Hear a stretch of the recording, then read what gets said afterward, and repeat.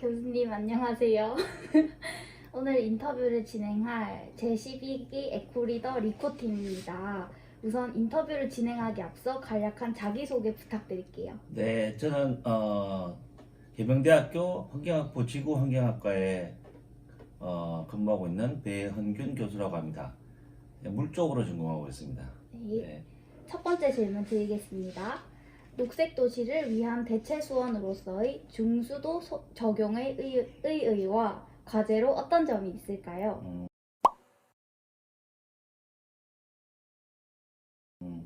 중수도는 사실 뭐 어제 오늘 일은 아니고 얘기는 아니고 오래전부터 논의되어 오던 건데 우리가 물을 좀 더 지혜롭게 쓰기 위해서는 중수도 시스템이 도입이 되면 좋겠죠. 왜냐하면 우리가 먹고 마실 정도로 깨끗한 물이 아니라도 쓸 수 있는 그런 공간들이 있는데 지금 우리한테는 상수도밖에 공급이 안 되니까 그런 곳까지 아주 깨끗한 물을 쓰는 건 어떤 측면에 있어서는 이렇게 비효율적이니까.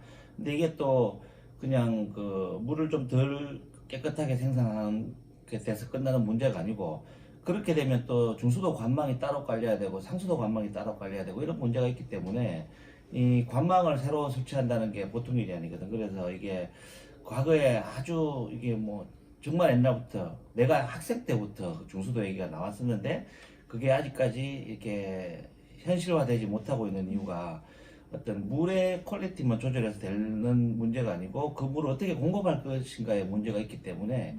그래서 뭐 물론 최근에 어떤 신도시 같은 데는 기왕에 관만 깔면서 이렇게 좀 그런 시스템을 구축하고자 하는 그런 노력들이 있는데 우리나라 전체에 중수도를 도입하는 데는 아직까지 좀 더 많은 시간이 걸리지 않을까. 그런 문제가, 중수도 아이디어 자체는 좋지만 그걸 현실화시키기에 너무 많은 부담이 따른다는 그런 측면이 있죠 지금은. 네. 두 번째 질문. 교수님께서 생각하시는 최신 그리고 미래에 주목받는 수자원 또는 수환경 이슈로서는 어떤 게 있을까요?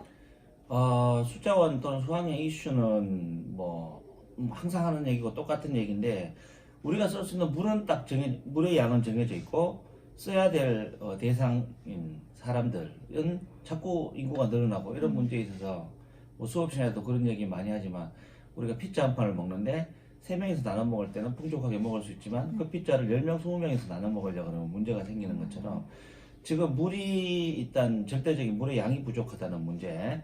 뭐 우리나라는 아직까지 뭐 물이 없어서 사람이 뭐 음식을 못 한다든지 마실 물이 없다든지 이 정도 상황은 아니지만 전 지구적으로 봤을 때는 인구 대비 물의 양이 너무 작다는 문제. 그래서 물을 뭐 일단은 뭐 굉장히 아껴 쓰고 뭐 이런 걸 떠나서 일단은 어떤 뭐 지금 우리가 뭐 계속 기술을 개발하고 있는 것 중에 하나가 이제 더러운 물을 어떻게 하면 좀 더 깨끗하게 만들까, 이런 문제이기 때문에 이런 그 물의 자원이 부족하다는 거와 그다음에 그 부족한 자원을 어떻게 최대한 활용할 수 있을 것인가의 문제인데, 지금 현실적으로는 뭐 깨끗한 물 쓰는 건 아무 문제 없으니까 더러워진 물을 어떻게 우리가 사용할 수 있을까라는 부분에 있어서 고민을 많이 해야 되고, 지금 나와 있는 기술로는 비용이 많이 들긴 하는데 멤브레인 기술이 그래도 아직 지금 나와 있는 기술로서는 제일 그래도 좋은 기술이라고 봐야겠죠.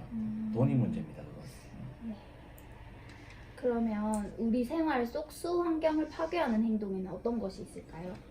뭐 그 물을 깨끗하게 하려고 우리가 뭐 안 씻을 수도 없고 설거지를 안 할 수도 없고, 현실적으로 우리가 뭐 생활하면서 써야 되는 어떤 그런 물이나 뭐 거기에서 발생하는 어느 정도의 오염은 우리가 어쩔 수 없이 감수를 해야 되는데, 그 외적인 문제들 뭐 어떤 게 있을까요? 그냥 과다하게 뭐 이렇게 많은 세제를 사용한다든지, 뭐 그 다음에 또 요즘은 좀 그 문제가 많이 대두되지 않는데 한동안 시끄러웠던 우리 그 약품 같은 거, 항생제 같은 거 이렇게 싱크대에 그냥 버리고 하는 그런 문제들, 그런 문제들이 이제 일단 우리 가정에서 발생할 수 있는 뭐 문제고, 또 우리가 조금만 주의를 하면 좀 예방할 수 있는 문제들이고, 사실은 그보다 더 큰 문제는 그 불법으로 뭔가를 버리는 사람들, 그런 사람들이 우리가 아무리 뭐 가정에서 조심을 하고 해도 그렇게 해서 줄일 수 있는 오염량의 몇 배, 몇십 배 되는 어떤 그런 오염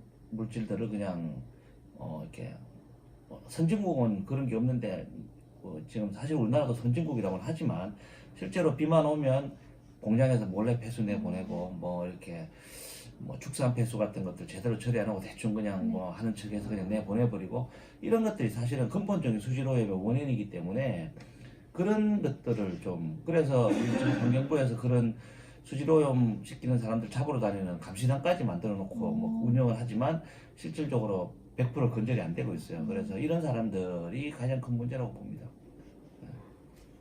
네. 그러면 수자원 수환경 보호에 기여할 수 있는 실천 방안은 어떤 게 있을까요? 뭐 일단은 아까 얘기를 했지만 당장 우리 가정에서부터 개개인이 물을 좀 아껴 쓰고 그다음에 이제 물을 최대한 좀 덜 오염시키는 쪽으로 생활 습관을 바꾸는 부분이 당연히 선행돼야 되고 그다음에 아까 얘기했지만 뭐 우리 환경부에서 이런 그런 나쁜 짓 하는 사람들 네. 잡으러 열심히 다니고는 있지만 그게 한계가 있어요. 왜냐하면 뭐 우리가 지키는 사람이 어디라도 도둑 하나 못 막는다는 속담이 있듯이 그런 사람들을 잡는 데는 한계가 있기 때문에 그런 어떤 감시 체계, 정부 시스템만 믿어서 되는 게 아니고 우리 모든 사람들이 감시자가 돼서 그런 것들을 봤을 때는 즉각 이렇게 좀 대처할 수 있는 좀 그런 문화가 형성이 되면 그런 나쁜 짓 하는 사람들도 겁이 나서 못 하겠죠. 그래서 그런 좀 이렇게 결국은 시민의식이에요. 시민의식. 내 스스로가 환경을 아껴야겠다는 마음이 있고 그런 나쁜 짓을 하는 사람 스스로도 자기 스스로 이렇게 그렇게 되기까지 시간이 많이 걸리겠지만 내가 이런 짓 하면 안 되겠구나라고 스스로 느껴서 그런 짓을 안 하도록 해야 되는데 그런 부분들이 지금 가장 시급하다고 생각됩니다. 그럼 마지막으로 공통 질문 하나를 드리면서 인터뷰를 마칠까 합니다.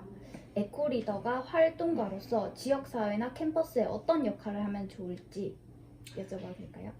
우리 에코리드 매년 우리 에코리드 이렇게 팀들이 활동을 하고 원래는 뭐 어떤 걸 정확하게 계획하고 있는지 모르겠지만 이렇게 학생들한테 홍보 활동도 많이 하고 하던데 그런 게 이제 보면 에코리드 그 하는 기간에 학생들이 그렇게 열심히 하고 그 기간 끝나고 이제 코리드 활동 기간 끝이 나고 나면 또 그냥 그 이전 상태로 돌아가는 물론 이제 우리가 다 환경전공하는 학생들이기 때문에 타전공 학생들보다는 아무래도 환경에 대해서는 좀 더 마인드가 있지만 그 에코리드 할 때만큼 열정을 못 가지는 것 같아요. 그래서 이런 활동을 우리가 이렇게 운영하는 이유 중에 하나도 요 활동할 때만 열심히 하고 말아라는 게 아니고 이런 활동을 통해서 느낀 걸 그대로 이 활동이 끝난 후에도 계속 지속적으로 좀 그런 마음을 가지고 그런 좀 지금은 에코리더 활동을 하니까 뭐 여러분 뭐 이렇게 합시다 저렇게 합시다 얘기하는데 그 활동 끝났으니까 이제는 뭐 나 혼자 잘 지키면 되지 뭐 남들이 하든 말든 이렇게 좀 그 이전 상태로 돌아가는 게 좀 안타까운 점이 많았는데 에코리더 활동한 친구들은 물론 하지 않은 학생들도 똑같아져야겠지만 그런 어떤 환경에 대한 책임감을 좀 지속적으로 가지고 쭉 그런 항상 그런 생각을 가지면서 주위 사람들을 왜냐하면 내가 1차적으로 바뀌어야겠지만 나 혼자 바뀌었으면 안 되는 거니까 내 주위 사람들 이렇게 여러분들 같은 전공에 같이 환경을 고민하는 학생들끼리는 뭐 쉽게 바뀌겠지만 그렇지 않은 분들 가깝게는 내 가족부터 아버지 엄마 뭐 형제 자매부터 그 다음에 뭐 주변에 뭐 우리 전공 아닌 다른 전공에 있는 친구들 이런 친구들은 사실은 이런 생각을 바꾸는 게 그렇게 쉽게 안 되거든. 왜냐하면 그 사람들은 그런 그 지식이 없으니까. 그런 사람들까지 계속 개봉해 줄 수 있는 그게 요번 한 학기 또는 1년 해서 되는 일은 아니니까.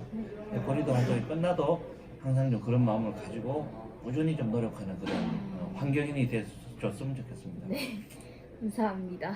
인터뷰 마칠게요. 네. 하나, 둘, 셋. 리코 화이팅!